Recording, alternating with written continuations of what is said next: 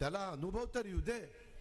त्याच्यामध्ये अनुभव आल्याशिवाय तुम्ही लगेच नवी कोरी पाटी असताना एका तरुणावरती ती जबाबदारी टाकता आणि मग ती जबाबदारी नाही पेलेल्यावर बापाची त्या ठिकाणी जबाबदारी नाहीये.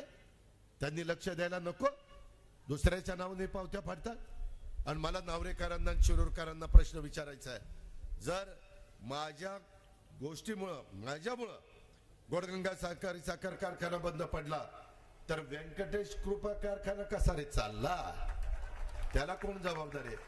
तुझ्या मेवण्याचा आणि तुझ्या स्वतःचा कारखाना मात्र तू चालवणार आणि सहकारी साखर कारखाने तू बंद पाडणार. आणि इथं येऊन आमच्याही घरातले काही दिवटे म्हणायला लागले, दादांनी तो कारखाना बंद पाडला. अरे पठ्या, तुला जिल्हा परिषदेचं तिकीट मी दिलंय, आमदारकीचं तिकीट दिलंय, लयच वळवळ करायला लागला, बोलायला लागला.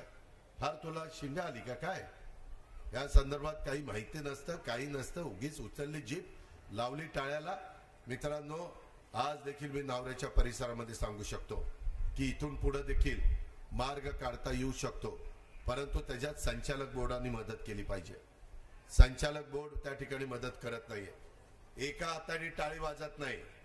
कामगारांनी पण सहकार्य केलं पाहिजे, कामगार नेत्यांनी केलं पाहिजे आणि आपल्या संचालक बोर्डाने केलं पाहिजे. सभासदांना विशेष सर्वसाधारण सभा घेऊन आपण त्याच्यामध्ये मार्ग काढू शकतो.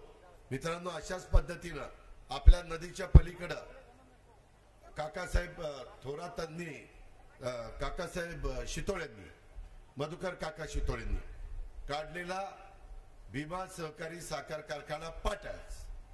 त्याच्यानंतर काकांच्या नंतर तिथं झाले सुभाष अण्णा, मला वाटतं त्याच्यानंतर आले राहुल कुल, रमेश आप्पा पण तिथं काही काळ होते, व्हाईस चेअरमन का कोणतरी.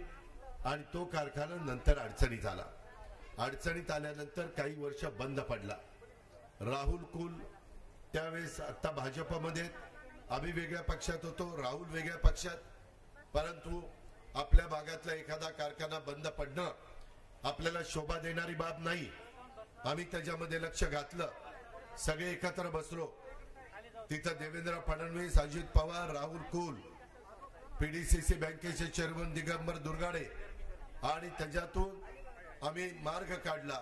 मित्रांनो, आज तो कारखाना काही वर्ष बंद असणारा आज व्यवस्थितपणे चाललेला आहे. मला वाटतं 5,000 का 5,500 कारखाना चालतो. तशा पद्धतीनं पुन्हा आपल्या भागामध्ये वैभवाचे दिवस आणता येऊ शकतात. त्याकरता राजकीय इच्छाशक्ती पाहिजे, त्याकरता स्वतःचे प्रत्येक